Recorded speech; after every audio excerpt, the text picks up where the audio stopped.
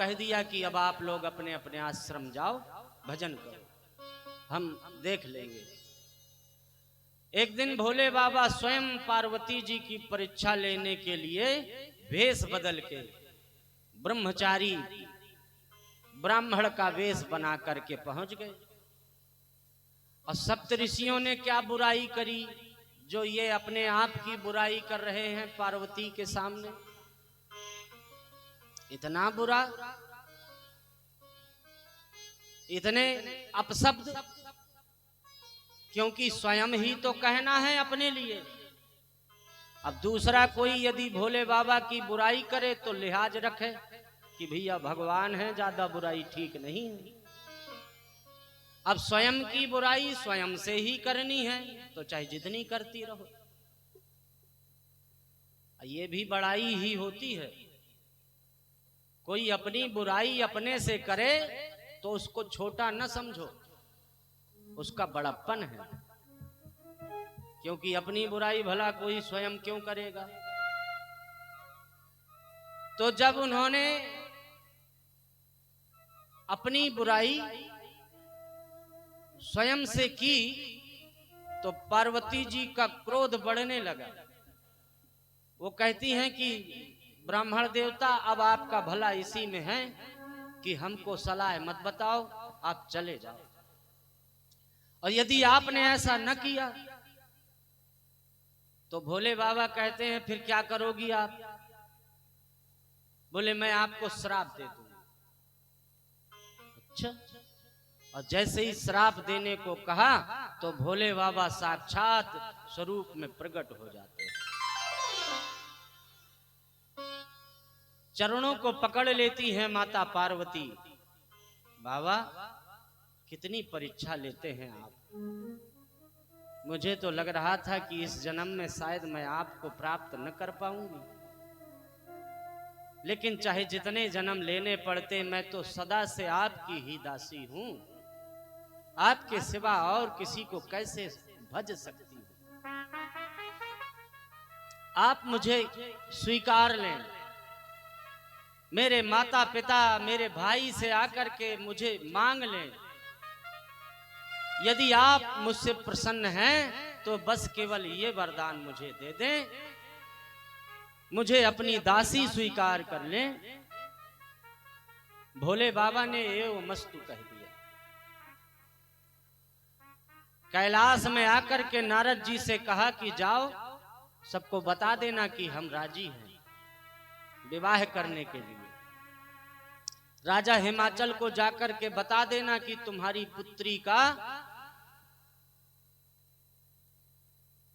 पुत्री को भोले बाबा ने वरदान दे दिया है, उसकी तपस्या पूर्ण हो गई।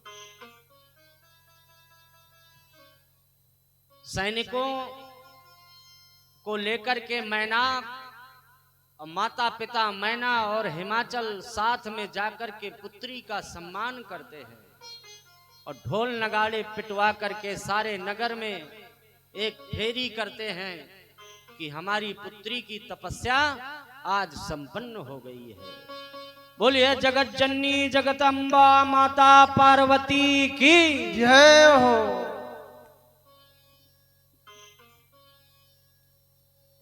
अब तो रोज ही लोगों को जैसे जैसे सूचना मिलती है कि पार्वती जी की तपस्या पूर्ण हो गई तो राजा हिमाचल को बधाई देने जाते। रोज बधाई बजते। देवी देवताओं में सूचना फैल गई कि भोले बाबा विवाह करने को राजी हैं, लेकिन कब करेंगे ये किसी को मालूम नहीं। एक दिन भोले बाबा ने नट का वेश बनाया। नट खेल दिखाने वाला जादूगर। और जादू दिखाने के लिए राजा हिमाचल के दरबार में पहुंचे। कभी तो ब्रह्मा जी बन जाएं और कभी विष्णु जी बन जाएं। न जाने कितने देवताओं का स्वरूप बना ले, लेकिन भोले बाबा का रूप नहीं बना रहे। माता पार्वती अपनी माता बहनों के साथ ऊपर झरोखों से दरबार में झांक करके देखती हैं तो उनको लगता है कि ये नट समस्त देवी देवताओं का स्वरूप बना के दिखा रहे, लेकिन भोले बाबा नहीं बन रहे हैं, कहीं ऐसा तो नहीं ये स्वयं भोले बाबा हो। तो आंख बंद करके देखा तो माता पार्वती को तो सब पता चल गया। अब मन में बड़ी व्याकुलता उठी कि पता नहीं बाबा जी ऐसे में मांग करके चले न जाएं, इनको कौन पहचानेगा, और जब कोई पहचानेगा नहीं तो हो सकता है इनकी मांग पूरी भी न हो, और इनको बहाना मिल जाए कि मांगने तो गए थे, मांगा भी था लेकिन किसी ने दिया ही नहीं। और ऐसा ही हुआ। नट का खेल देख करके समस्त प्रजा गदगद हो गई। राजा तो इतने प्रसन्न हो गए कि दास दासियों को आदेश दे दिया कि सोना चांदी हीरे जवाहरात के थाल लाओ और इस नट को दे दो। नट के पास में भरे भराए थाल हीरे जवाहरात के पहुंचते हैं तो नट का स्वरूप बनाए भोले बाबा कहते हैं हमें ये नहीं चाहिए। तो राजा के लड़के ने मैनाक ने पूछा ये नहीं चाहिए तो क्या चाहिए? बोले आपसे तो हम बात ही नहीं करना चाहते। तो फिर बोले महाराज कहें, राजा साहब कहें तो मांग ले। तो राजा साहब ने भी कहा, राजा साहब ने कहा मांग लो भैया क्या चाहिए? बोले ऐसे नहीं मानेंगे, 3 बार कहो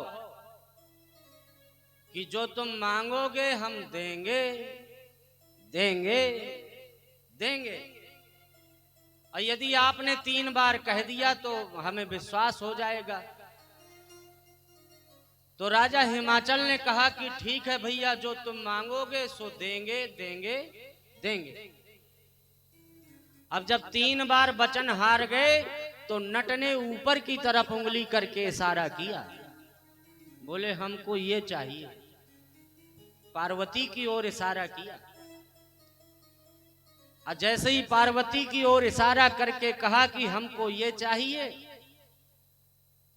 तो पार्वती के भाई साहब तो इतने नाराज हो गए कि वो तो तलवार खोल के खड़े हो गए, बोले मार डालूंगा।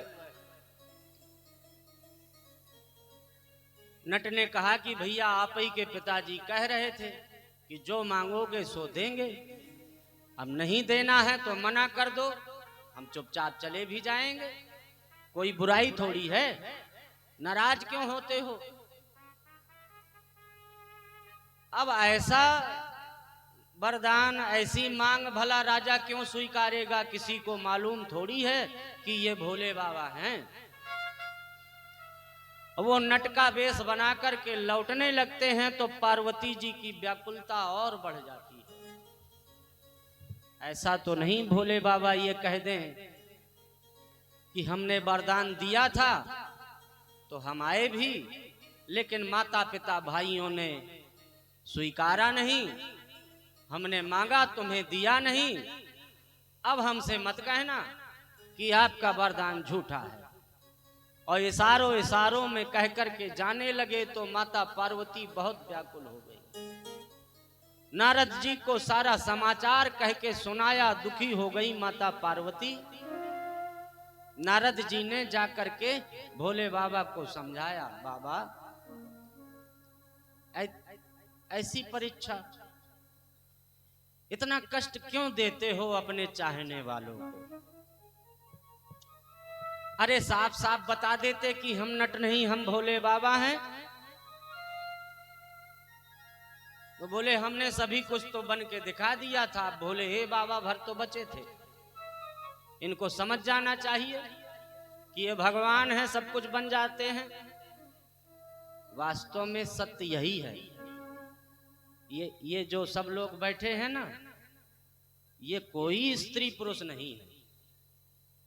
ये वास्तविकता यही है कि हम तुम धरती में जितने भी हैं सब भगवान के ही अंश हैं। उन्हीं का तो स्वरूप है, लेकिन बस मानना नहीं है। न मानो भाई, न स्वीकारो। कब तक न स्वीकारोगे? तो नारद जी ने कहा कि आप अपने वेश में जाते, असली वेश में जाते तो सब लोग पहचान जाते। तो भगवान को लगा चलो ये भी करके देख लेते हैं। तो भोले बाबा का असली वेश क्या है? असली वेश तो उनका वस्त्र विहीन है, नागा है, अवधूत है,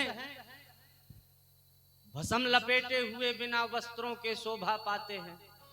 और ऐसा वेश बनाकर नादिया में बैठ के खिड़कियों से जोर जोर से आवाज लगाते हैं, पार्वती देखो हम असली वेश में आ गए तुमको मांगने।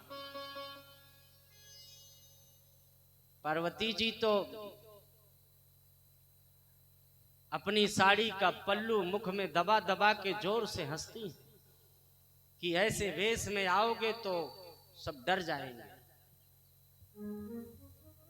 मैं तो जानती हूं कि आपका असली स्वरूप यही है, लेकिन लोग नहीं जानते, पागल समझेंगे। अरे दूल्हा बन के आओ, बारातियों के साथ में आओ। ऐसे कोई आता है हाथ मांगने के लिए? सो बेचारे अपना अपना सामान लिए बेचारे फिर लौट आए। भोले बाबा अब बहुत नाराज हैं कि देखो, एक तो हम तैयार नहीं थे और तैयार हो भी गए तो हमको परेशान कर रहे हैं सब मिलके। तो थोड़ी देर की ही कथा शेष है, 10-15 मिनट बाद आरती होगी और उसके पश्चात आप सब लोग प्रसाद लेकर के ही अपने अपने घर जाएंगे। बस थोड़ी सी कथा और शेष है। और कल आप लोग पुनः दोपहर 2:30 बजे यहाँ पे पधारेंगे, क्योंकि 2:30 बजे से ही हमारे संजय भैया, मनभावन नायक जी, रामजी तिवारी जी, धीरेन्द्र सिंह जी और हमारे देवी प्रसाद द्विवेदी जी, उनकी सुपुत्री, ये भी बहुत सुंदर कथा सुनाती हैं, बहुत दूर दूर तक जाती हैं। कई प्रदेशों में इनके भी अपने सोशल मीडिया में चैनल भी बने हुए हैं। वो तो हमसे इनके पिताजी का बड़ा स्नेह है, प्रेम है। नहीं तो एक जगह मंच में 4-4 कथावाचक कहाँ होते हैं। ये भी कथावाचक, शीतल महाराज वो भी कथावाचक, ये भी कथावाचक, और हम तो थोड़ा बहुत सुना ही रहे हैं।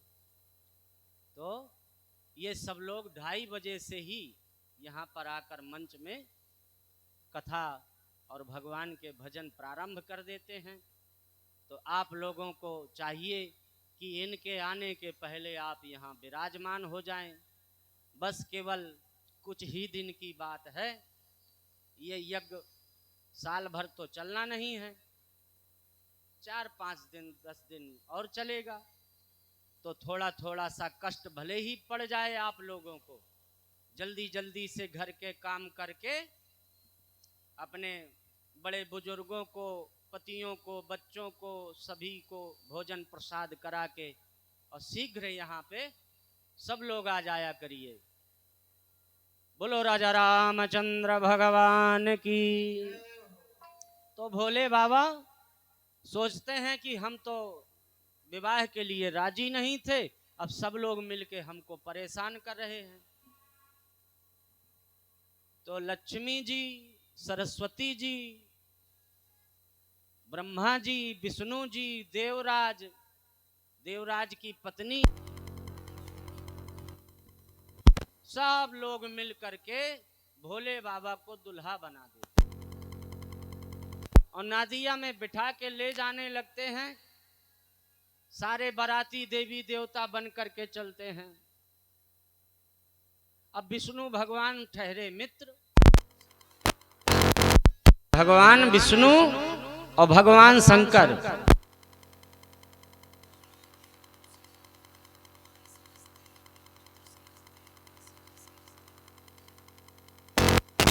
के बीच में थोड़ा बहुत विनोद चलता है, हंसी मजाक।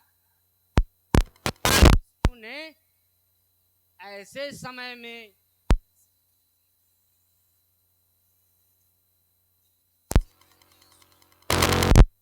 ये दूल्हा क्या बारात के योग्य है? सो सब मुंह दबा के हंसे, बोले सही बतावें। कहना नहीं बाबा, हमसे नाराज न हो जाए। सही बात तो यह है कि बाबा बारातियों लायक है ही नहीं है। अब बताओ, भभूति रमाए हैं, सांप बिच्छू लपेटे हैं, डूड़ा बैल में बैठे हैं। अब कहाँ हम तुम सोना चांदी हीरे जवाहरात चमक रहे हैं हमारे तुम्हारे बदन में, बड़े बड़े सोने के मुकुटा भूषण पहने भय हम तुम इनके साथ में जा रहे हैं। तो भगवान विष्णु कहते हैं, अगर ऐसा लग रहा है कि दूल्हा बारातियों के योग्य नहीं है, तो भैया सबके पास अपने अपने साधन है ही है। चाहे जिस रास्ते को पकड़ लो, सीधे जनवासे में मिलना छोड़ो, दूल्हे का साधन रहने दो, चलो चलते हैं। सो दूल्हे को सबने छोड़ा और सारी बारात पहुंच गई जनवासे। अब आप लोगों को बड़ा आनंद आ रहा होगा, बाबा जी तो परेशान हो गए। अब बेचारे अकेले बचे तो सोच रहे हैं फिर जाएंगे तो डांट मिलेगी, तो फिर लौट पड़ते हैं। और यहाँ भोले बाबा के गण बड़ी तैयारी में हैं कि माता जी आने वाली हैं। अब बारात भी नहीं लौटी और भोले बाबा अकेले आ रहे हैं, तो दौड़ लगा के सब बाहर आ गए। बाबा माता जी कहाँ हैं? बोले पहुंचे कहाँ हैं, क्या हुआ? तो आप बीती सब बता दी।